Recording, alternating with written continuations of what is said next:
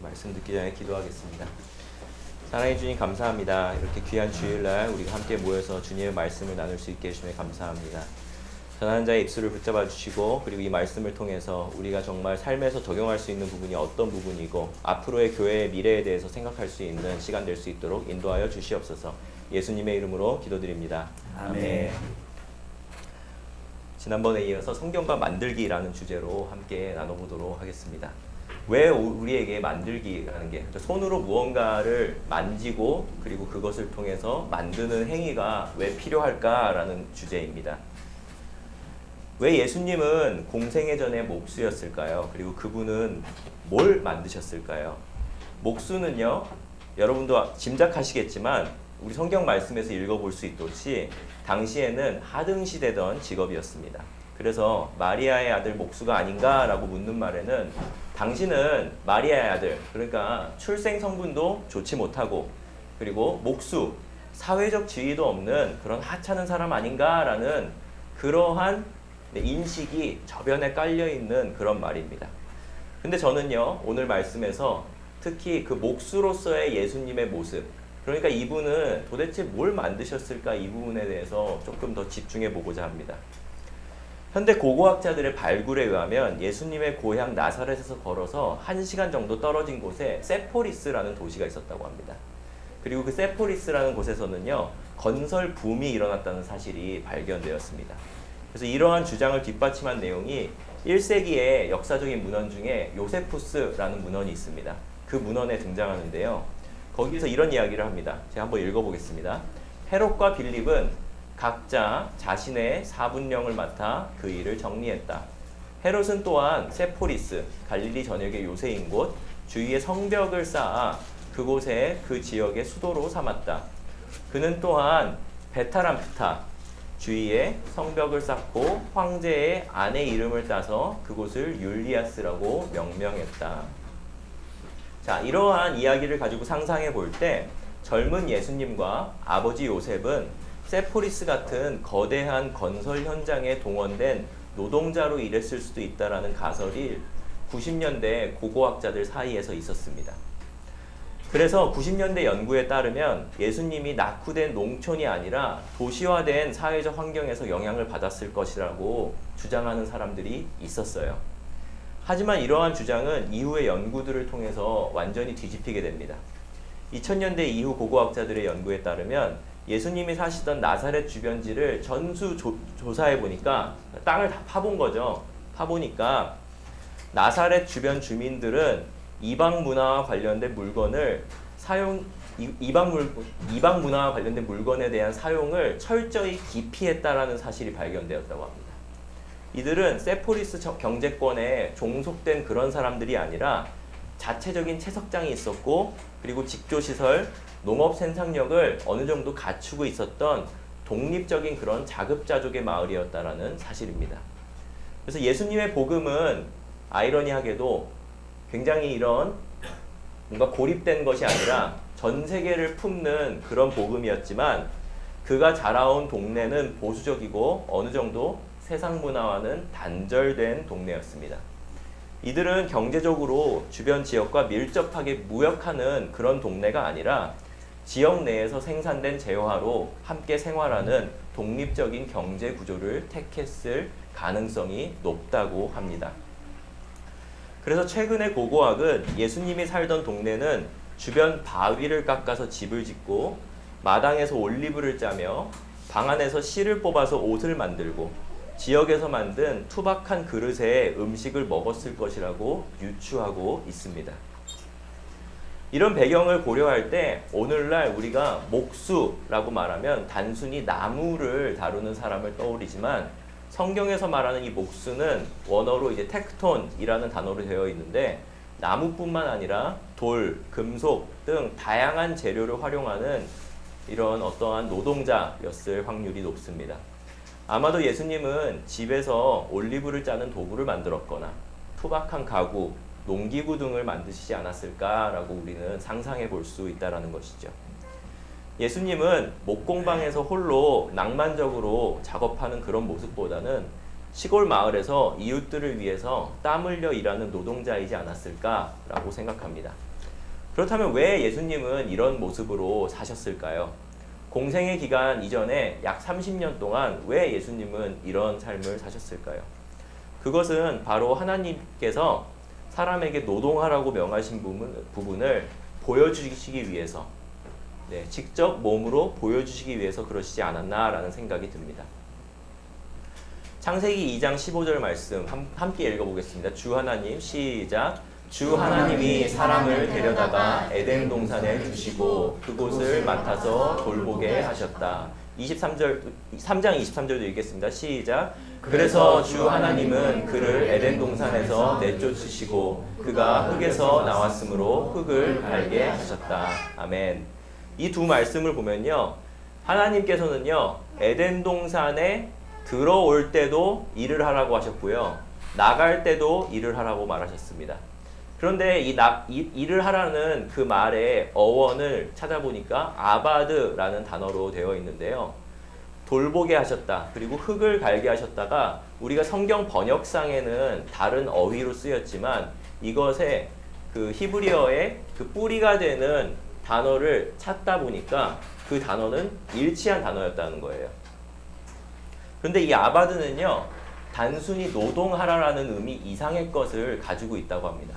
이 아바드가 다른 성경에서 어떻게 쓰였는지를 한번 찾아보니까 출애굽기에 나오는데요. 출애굽기 말씀 함께 읽어보겠습니다. 너희는 시작. 너희는 주 나의 하나님 나를 섬겨야 한다. 그러면 내가 너희에게 복을 내려 빵과 물을 주겠고 너희 가운데서 질병을 없애겠다. 아멘. 여기서 섬겨야 한다라는 단어가 아바드로 쓰였거든요. 여기 굉장히 재밌는 거죠. 앞에서는 노동하라고 했는데 출애굽기에서는 하나님을 섬긴다는 그 단어가 똑같은 단어로 쓰였다는 것입니다. 그래서 이 말은 무엇이겠습니까? 하나님께서 말하는 노동은 너희가 하는 일이 곧 예배라는 것이죠. 너희가 하는 나가서 정말 내가 창조한 그 피조물들을 잘 다스리는 그 행위 자체가 나를 예배하는 것과 동일하다라는 그 뿌리를 가지고 있다는 것입니다. 그래서 예수님이 공생의 이전에 30년간 몫으로 일하셨던 모습은 노동으로서 예배하는 모델을 우리에게 보여주셨다는 것입니다. 태백의 예수원 가보신 적 있으신가요? 목사님은 있으실 것 같은데 태백의 예수원이라는 기도원이 있습니다. 거기에 기도원에 가면 이런 말이 붙어 있어요. 노동하는 것은 기도요, 기도하는 것은 노동이라라는 말이 붙어 있습니다. 여기 이제 입소하시게 되면요, 스마트폰을 다 이제 제출하십니다. 그리고 이제 외부 사회와 단절을 하고, 그래서 이전에 가족들한테 어디 간다고 말을 잘 해놓는 게 중요해요. 안 그러면 실종 신고 당하고 그럽니다. 그래서 태백에 가면은, 이 예수원에 가면은 스마트폰을 반납하고 이제 기도 생활도 하지만 여기 입소하면 필수적으로 우리 모두가 해야 되는 것이 노동이에요. 그래서 여성분들은 뭐 주방 봉사를 한다든지 혹은 뭐 다른 이제 뭐 이제 가사적인 일들, 뭐 빨래나 이런 것들을 많이 하시고, 그리고 남성분들은 보통 건축 일을 하십니다. 그래서 그런 식으로 해서 일을 하게 되는데, 이러한 것이 어떻게 보면은 예수님께서 일하신 것과 굉장히 이제 흡사한 맥락이라는 것이죠. 그래서 노동이라는 것에 대해서 우리가 이렇게 생각할 수 있는데, 그런데 현대 사회를 우리가 생각해 볼 때 그 노동의 의미를 좀 다시 한번 돌아볼 필요가 있습니다. 현대 사회에서의 노동의 형태는요, 우리가 지금 살고 있는 이 세계에서 노동의 형태는 예수님 때와 비교해서 굉장히 많이 확장되었습니다. 여전히 물론 공사장이나 공방, 식당 같은 곳에서 물질적 노동을 하고 계신 분들이 많이 계시지만, 하지만 많은 분들은 또 컴퓨터 앞에서 씨름하고 스마트폰에서 눈을 떼지 못하는 비물질적 노동에 임하고 있습니다. 이러한 비물질적 노동도 예배가 될 수 있을까요? 신학자 중에 폴 스티븐스라는 이제 일터 신학으로 잘 알려진 캐나다 신학자가 계신데요. 이분은 비물질적 노동도 예배가 될 수 있다라고 말씀을 하시더라고요. 저도 그렇게 생각합니다. 하지만 그럼에도 불구하고 그리스도인들은 물질적인 노동, 물질적인 그런 만들기 행위를 놓지 말아야 한다는 게 오늘 제가 여러분과 나누고 싶은 부분입니다. 물론 모니터 앞에서 이루어지는 비물질적 노동도 사역이 될 수 있습니다. 약자를 살릴 수 있고 세상에 긍정적인 변화를 일으키는 예배가 될 수 있다는 것이죠. 일전에 제가 교회 사역하면서 보니까 이제 어르신들이 굉장히 많은 그런 교회였는데 아무래도 밖에 나가서 뭔가를 사오고 이런 것들이 어려운 상황이다 보니까 스마트폰 서비스를 통해서 뭔가를 이제 물자를 구독한다든지 뭔가 정기적으로 무언가를 받는다든지 이런 것들을 통해서 이분들의 케어가 굉장히 많이 이루어지는 거예요. 그래서 그런 측면에서 볼 때는 이러한 비물질적 노동도 하나의 약자를 돌보는 사역 모델이 될 수 있다는 사실을 우리는 확인할 수가 있다는 것이죠. 하지만 비물질적 노동에 너무나도 지나치게 치중되게 되면요, 우리는 상실되는 감각이 있습니다. 그 감각에 대해서 이야기를 해볼 텐데요. 첫 번째는 피조세계에 대한 감각이 쇠퇴하게 되고요. 두 번째는 약자와 신체에 대한 감각이 퇴화하게 됩니다. 이것이 무슨 말인지 좀 하나씩 짚어보도록 하겠습니다. 첫 번째, 피조세계에 대한 감각의 쇠퇴. 하나님이 지으신 세계는 모든 것이 물질을 기반으로 하고 있습니다. 여러분도 잘 아시겠지만 인공지능이나 스마트폰 같은 최신 기술도요, 매끈하고 말끔하지만 결국에는 물질입니다. 거대한 데이터 센터는요, 열을 뿜으면서 엄청난 에너지 자원을 삼키고 있죠. 네, 많이 들으셨죠, 그런 부분들. 그리고 스마트폰이나 리튬 배터리를 만들기 위해서 뭐 히토류 이런 것들을 채취하기 위해서 우리가 모르는 세계에서는 땅을 엄청나게 파고 있다는 사실. 네. 그러니까 비물질적인 노동도 결국에는 물질의 현장과 연결되어 있고 맞닿아 있다는 것이 우리 세계의 지금 현실이라는 것이죠. 근데 여기서 우려되는 점은 이것입니다. 이런 방식으로 우리 인류가 지속할 수 있을까? 이것은 지식인들마다도 의견이 굉장히 많이 갈리는 영역입니다. 그래서 굉장히 비관적으로 보는 분들은요, 이렇게 말씀하시더라고요.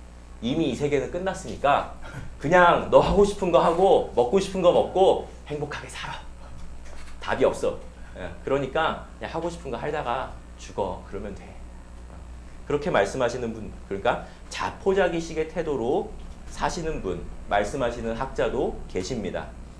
하지만 저는 그리스도인이라면 아무리 내일이 착잡하고 앞이 보이지 않는다 하더라도 더 나은 내일을 꿈꾸는 것이 맞다고 생각합니다. 우리는 예수 그리스도가 다시 오시는 그날까지 이 땅을 지속하며 유지해야 하는 책무를 받았다는 사실을 우리는 성경을 통해서 알고 있습니다. 그것이 지상명령의 일부거든요. 자연과 생태를 무시하는 것은 하나님께서 우리에게 맡기신 거룩한 책무를 무시하는 행위이자 그리스도를 통해서 완성되는 종말을 향하는 것이 아니라 우리가 스스로 종말을 택하는 행위입니다. 그러니까 돈 룩업이라는 영화 보셨나요? 몇 년 전에 나온 거? 예. 그 영화 이제 보다 보면은 그런 생각 되게 많이 들거든요. 스스로 인간이 어떻게 파멸되는지에 관해서. 그 때문에 우리는 하나님이 지으신 피조세계에 대한 감각을 늘 살리고 있어야 우리가 스스로 파멸하는 것이 아니라 그리스도가 다시 오시는 날까지 이 세계를 유지할 수 있다는 것이죠. 만약 그냥 복음 전파와 영원한 구원이 우리가 신경 써야 하는 유일한 문제라면 하나님은 굳이 예수님이라는 몸으로 오실 이유가 전혀 없었을 것입니다. 왜 오셨겠어요? 사람의 몸으로. 만약에 우리가 죽어서 가는 천국만이 의미가 있다라면 굳이 예수님이 오셔가지고 왜 병든 자들을 고치시고 손을 대시고 약자들한테 베푸는 사역을 하셨을까라는 것입니다. 하나님이 예수님이라는 그 몸으로 오셨고 영원한 구원 문제와 그 물질 세계에서의 육신의 필요를 해결하셨다는 것은요, 우리가 이 땅을 살아가면서 이 세상을 향한 그 물질의 감각이 깨어 있어야 된다는 것을 말씀에서 이야기하고 있는 것입니다. 올해 번역 출간된 책 중에 구마시로 도루라는 일본 저자가 쓴 쾌적한 사회의 불쾌함이라는 책이 있습니다. 26년 2월인가 나왔는데요. 네. 이 책의 부제로는요, 건강하고 청결하며 질서정연한 사회에서 우리는 왜 병들어가는가라는 질문을 하고 있습니다. 저자는 쓰레기 없는 거리, 정시에 칼같이 움직이는 대중교통, 어디서나 터지는 와이파이, 소음과 냄새를 허락하지 않는 무흠, 무취의 공간, 친절하고 빠른 서비스업 종사자, 지극히 얌전한 아이들과 단정하고 건강한 어른들을 언급하면서 현대인은 인류 역사상 가장 청결하고 안전하며 질서정연한 그야말로 쾌적한 사회에 살고 있다라고 이야기를 합니다. 하지만 이 쾌적함이 타인을 향한 노골적인 배제와 통제의 동력이 되고 더 나아가 우리를 억압하고 병들게 하고 있다면 어떨까라고 이렇게 질문해요. 그러면서 이렇게 얘기합니다. 살기 좋은 최적화된 사회에서 우리는 더 예민하고 더 엄격하고 더 편협해지고 있다라고 말이죠. 이 책은 일본에서 써진 책이지만 우리나라도 일본 사회랑 굉장히 닮은 부분이 많잖아요. 그렇기 때문에 동일하게 적용된다고 생각합니다. 말끔하고 쾌적한 환경과 비물질적인 노동이 가득한 그 사회에서 우리는 수많은 감각을 생략시키기 때문에 피조세계에 대한 감수성이 퇴색되고 약자에 대한 감각이 점점 사라진다는 것이죠. 하나님이 지으신 피조세계는요, 인간만 잘 사는 그런 세계가 아니었습니다. 인간도 잘 살아야 되지만 인간과 함께 공존하는 여러 비인간 생물체들과 함께 사는 그러한 세계입니다. 다양한 사람, 다양한 동물, 식물과 물고기까지 모두가 함께 사는 세계가 바로 주님께서 지으신 피조세계입니다. 쾌적하고 비물질 노동이 거대해진 사회는 피조세계의 복잡하고 너저분한 면은 모두 가려내고 일부의 깨끗하고 매끈한 부분만 남겨둡니다.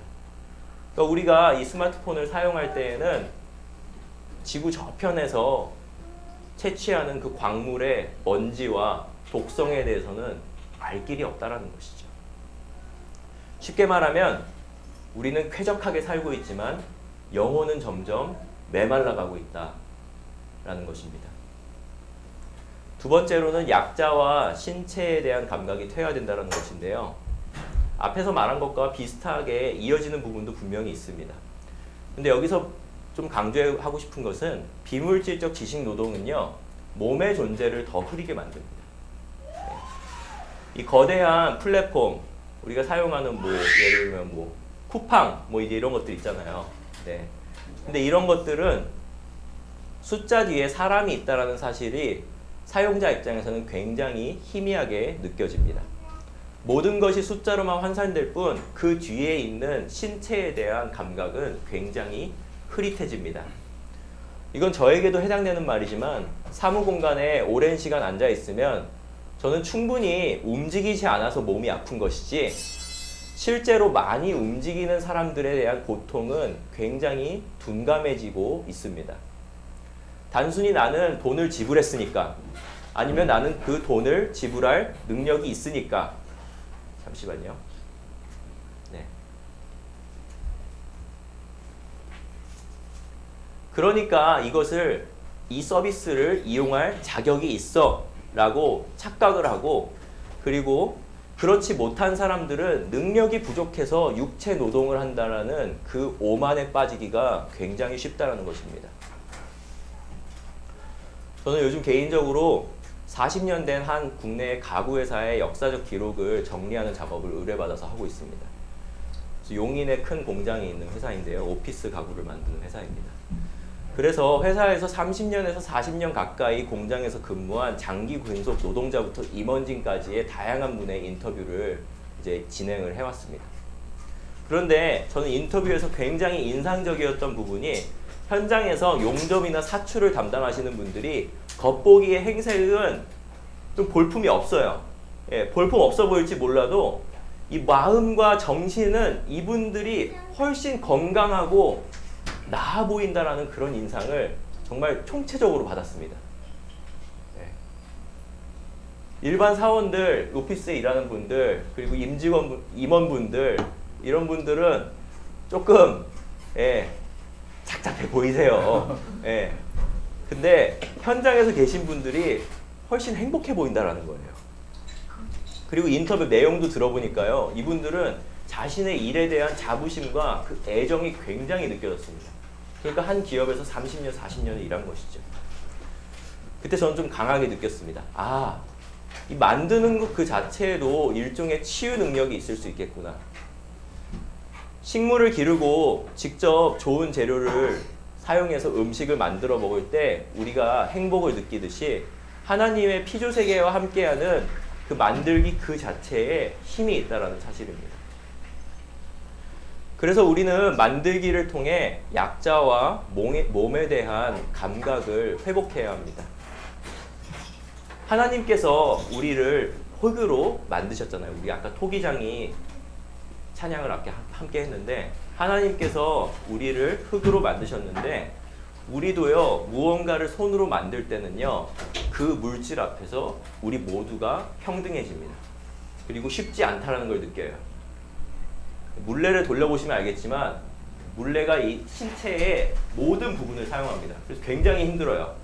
잘못하면은 휙 나가고 휙 날아가고 나무도 써보시면 알겠지만 쓰다 보면은 뭐 대패질하거나 뭐 옹이 그 다음에 결 이런 것들이 다루기 쉽지 않습니다. 우리 뜻대로 막 이렇게 되지가 않아요. 잘못 습도를 관리하면은 금방 갈라지기도 하고 망가지기도 십상이죠. 그래서 그 물질 앞에서 우리는 어떻게 보면은 굉장히 우리가 나약하고 정말 우리도 겸손해질 수 있는 어찌 보면은 그 하나님의 그 만들기를 통해서 우리도 함께 성장할 수 있는 그런 도구의 힘이 바로 만들기에 있다는 것이죠. 그래서 내 손에서 무력함을 경험할 때 신체적 노동을 행하는 사람들에 대한 인식도 바뀌게 되는데요. 그 사람들이 부족한 대상이 아니라 그리고 뭔가 어쩔 수 없어서 그 일을 하는 것이 아니라 숙련된 장인으로서 격상되게 된다는 것입니다. 다시 말하면 예수님께서 시선을 정말 일반적인 그 노동자들을 향해서 행하셨고 그리고 몸이 아픈 이들에게 손을 남기신 감각이 우리에게 필요한데 그 감각을 살리기 위한 굉장히 중요한 길 중에 하나가 만들기라는 것입니다. 그러니까 정리하면 이렇게 말할 수 있습니다. 정리하면 물질적 만들기는 피조세계의 영적 감각을 회복시키고 약자와 몸에 대한 감각을 깨웁니다. 결국 물질 기반의 만들기는 상실된 영적 감각으로의 초대이자 나 이외의 존재들을 계속 제 거에서 꺼져서 죄송해요. 네. 나 이외의 존재들에 대한 감각을 회복하기 위한 그런 도구가 됩니다. 다만 주의해야 할 것이 있습니다. 그러니까 이것이 회복의 도구가 되는데 이걸 잘못 사용하면요 우리 자아를 키우는 그런 도구가 될 수도 있어요. 네. 그냥 단순히 내가 이것을 만드는 것을 통해서 내 자아 실현이나 나의 그냥 사적인 경험 따위를 위해서 한다면은 사실 별 의미가 없다라는 것입니다. 네. 그냥 나 오늘 이거 만들었어 하고 인스타그램에 나 올리면서 자랑하는 거면은 별로 의미 없다라는 거예요. 네. 왜냐? 기독교인의 핵심 사상 중에 하나는 무엇입니까? 내가 죽고 예수 그리스도로 사는 것이죠. 근데 자아를 키우게 되면요. 그거는 반대 역할을 한다는 것입니다. 그러니까 이것을 만드는 행위를 통해서 내가 함께 죽고 내가 얼마나 낮고 겸손한 자리로 가야 되는지에 대해서 자각하는 그런 도구가 돼야 되는 것이지 내가 커지는 도구가 되면은 이거는 그냥 안 하는 만 못하다는 것입니다. 네.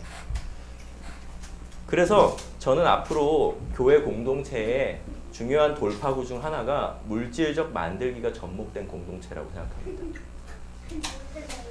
저는 지금보다 젊은 시절 무균실처럼 말끔하고 미니멀한 막 그런 유명한 건축가들이 지은 교회들 있잖아요. 이렇게 보면은 뭐 안도다다오 이런 사람들이 지은 뭐 빛의 교회라든지 뭐 유럽의 뭐 페터줌토르 뭐 이런 건축가들이 지은 유명한 교회라든지 이런 거 보면은 와 멋지다 정말 숭고하다 하나님의 임재가 그냥 절로 느껴지는 것 같다라는 것에 대한 그런 좀 교회 공간에 대한 동경이 있었습니다.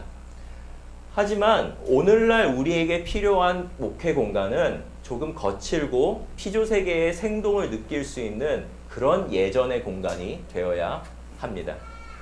그래서 저는 만들기를 강조하고 이를 통한 목회를 저는 또 개인적으로 언젠가 꿈을 꾸고 있습니다. 지난번 우리 공동체가 함께 충남 공주의 마을 공동체를 돌아보였죠. 근데 저는 그런 마을 속에서 언젠가 교회가 하나의 영적 감각을 살리는 만들기의 허브로서의 역할을 해내는 모습을 기대합니다. 물론 이미 하고 계신 분들도 계세요. 네, 그런데 더 잘했으면 좋겠어요. 네. 요즘처럼 누군가는 부동산, 주식, 그리고 거대한 성과급으로 노동으로서 감당할 수 없는 부를 쌓아 올리는 모습이 많이 보일 때 물질 세계에서의 노동은 정말 한없이 하찮게 느껴질 때가 많이 있습니다. 현대사회를 살면서 경제활동과 무관하게 고귀한 모습으로 사는 것은 혼자 사는 수도사가 아닌 이상 굉장히 어렵습니다.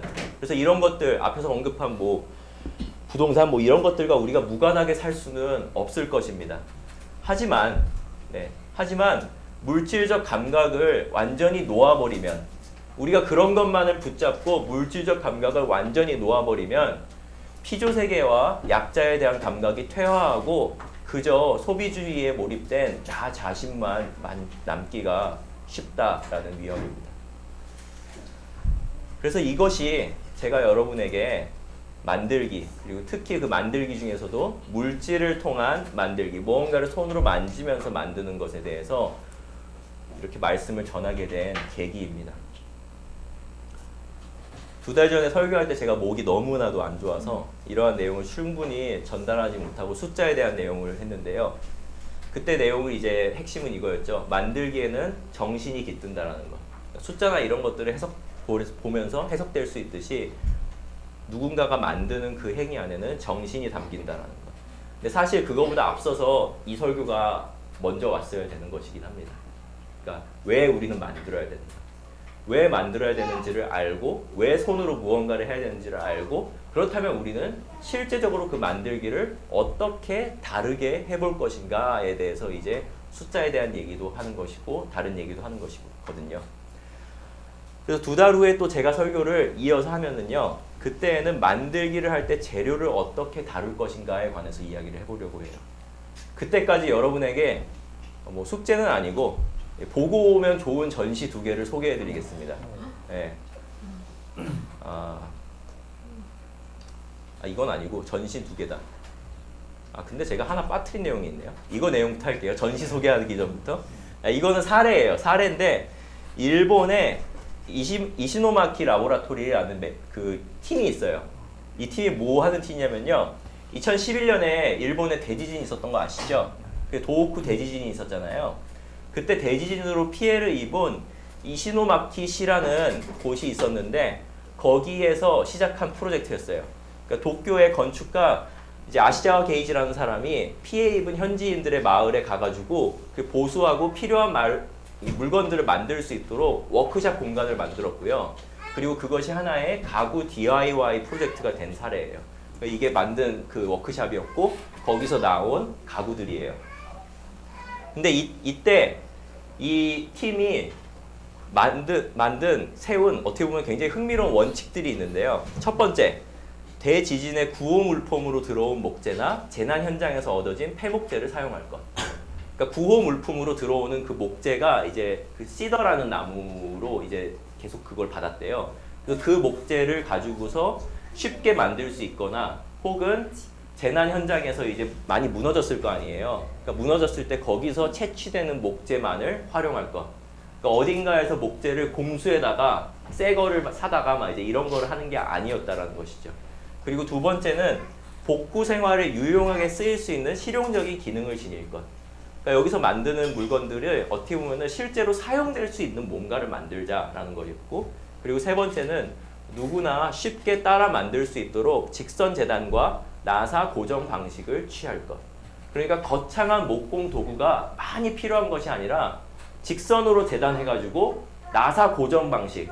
그러니까 이게 가구가 짜맞춤 방식으로 하면은 굉장히 오래 걸리고 힘들거든요. 예.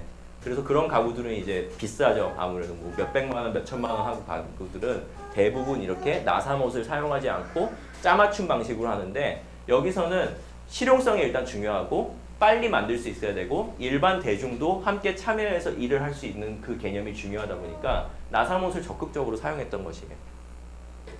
그래서 이러한 원칙을 세워가지고 당시에 지역 공동체 재생을 돕고 지금은 지속되기 위해서 하나의 브랜드가 되기는 했습니다. 그래서 이 도쿄에 가면은 단일 매장도 생겼어요. 그래서 저는 근데 교회도 마을 현장에서 이 이시노마키 랩과 좀 비슷한 가치의 일들을 행해 볼 수 있지 않을까라는 생각이 듭니다. 대부분 교회 공간이 요즘은 주중에 놀아요. 예, 큰 교회들도 주중에 공간 노는 교회들 많습니다. 그게 저는 뭐가 의미 있을까 생각이 듭니다. 차라리 거기 공동체 가마 같은 거라도 하나 있으면, 예, 돌아가면서 붓고, 예, 그 다음에 물건들도 우리가 너무나도 싸구려 그런 물건들을 소비하는 것보다는 조금 더 값이 나가더라도 고쳐 쓰는 문화가 그리스도인들 안에서 정착이 되고, 그리고 그거를 통해서 지역사회랑도 좀 더 연결이 되고, 그리고 지역사회를 통해서 믿지 않는 사람들과도 어떻게 보면 소통할 수 있는 그러한 연결고리가 될 수 있는 것이 어떤 하나의 그런 좀 교회의 모습이 될 수 있지 않을까라고 상상을 해봅니다. 일반 이런 사람들이 하는 것은요, 지속되기 위해서 어쩔 수 없이 브랜드화가 되기를 택합니다. 그러니까 상업적으로 브랜드가 되고, 그리고 그것을 판매할 수 있는 무언가의 그 연결망을 조성을 하죠. 그래서 이 이시노마키 랩도 이 비싸요, 되게. 저 제일 유명한 게 저기 위에 있는 A자 모양 AA 스툴이거든요. 만들기 굉장히 어렵지 않습니다. 그래서 저도 학생들이랑 이제 대학교 학부생들이랑 저번 학기 때 저걸 만들었었어요. 그래서 워크샵을 해가지고 저걸 같이 학교에서 만들어 봤는데 그냥 하루에 끝낼 수 있을 정도로 어렵지 않아요. 예, 어렵지 않은데 저게 이제 한 80만 원 해요. 예, 지금 파는 거는 일본에서. 예, 그러니까 비싸죠. 예. 그러니까 어쩔 수 없이 생존을 위해서는 브랜드화가 돼야 되고 상업적인 무언가를 갖춰야 된다는 거예요. 그런데 교회는 조금 다르게 해볼 수 있지 않을까?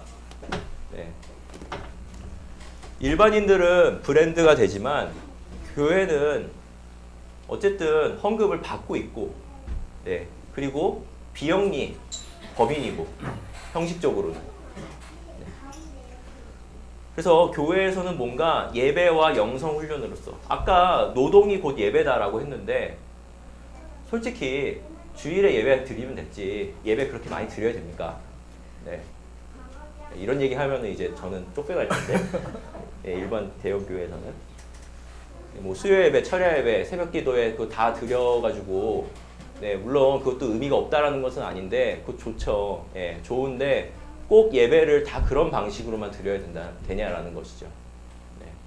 어쩌면 그 일부분의 예배는 우리가 좀 이 교회에 그 노는 공간이 만약에 있다라면은, 그런 여력이 있는 교회라면은 조금 다른 시도를 좀 해볼 수 있지 않을까라는 것입니다.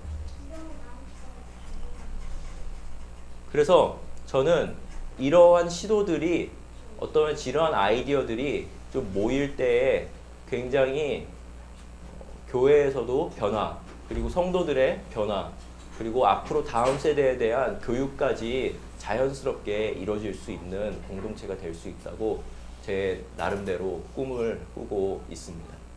이거는 여담인데, 예전에 제가 신대원 다닐 때 어떤 건축가 부부를 만난 적이 있는데, 이제는 꽤 활동이 많이 알려진 건축가 팀으로 성장을 하셨어요. 그래서 구글에도 치면 잘 나오는데, 오해재 건축이라는 팀이었는데, 그 건축팀이 그 남자 소장님이 박사학위를 일본에서 하셨는데, 그 일본의 동경예대에서 그 박사 논문을 쓰실 때 주제가 일본에 유목하는 교회들을 위한 리서치였거든요.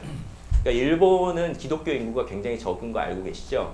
그래서 일본은 기독교 인구가 적다 보니까, 그리고 부동산 가격도 도쿄 같은 경우는 어마어마하다 보니까 교회 공간이 잘 마련되어 있는 교회들이 잘 없는 거예요. 그래서 뭐 뭐 카페 빌려서 예배드리고 뭐 클럽 빌려서 예배드리고 이런 교회들이 꽤 많이 있는데 그런 교회들을 다 조사를 한 다음에 그것들을 유목하는 교회라고 이름을 그렇게 붙이셨어요.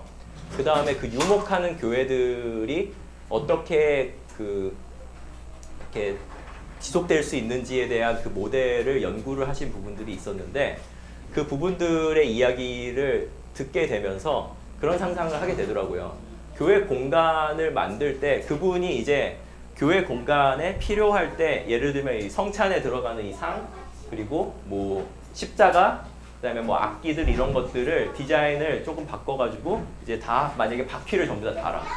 그래가지고 평소에는 이것들을 쉽게 정말 가변을 할 수 있도록 이걸 만들어가지고 그 공간의 활용도를 굉장히 높일 수 있다는 그런 아이디어를 좀 제시를 받았거든요. 그래서 아무튼 그러한 생각들이 그때 그 소장님도 단순히 그냥 생각과 아이디어와 그냥 연구로 끝났지만 실제 목회 현장에서 일어날 수 있지 않을까라는 상상을 저는 그때부터 좀 하게 됐었어요. 그래서 그런 부분들이 단순히 그냥 생각에서 머무는 것이 아니라 진짜 우리 사회 속에서 어떤 형태로든지 좀 나타나 볼 수 있으면 너무나도 재밌겠다. 그리고 그것이 좀 더 의미 있겠다라는 생각을 했습니다. 전시 다시 소개해 드릴게요. 전시는 첫 번째는 김윤신의 사진 찍으셔도 돼요. 네. 김윤신 작가의 하비하빌 분이분일이라는 전시인데 용인의 호암미술관, 그 에버랜드 옆에 있는 곳이죠. 거기에 6월까지 하고 있는 전시입니다. 김윤신 작가는 여성 조각가세요. 그리고 지금 90대의 나이세요. 네, 그런데도 여전히 전기톱으로 들고 그 나무를 자르면서 조각을 하고 계신데요. 김윤신 작가님은 개인 그 기독교인이세요. 네, 기독교인이십니다.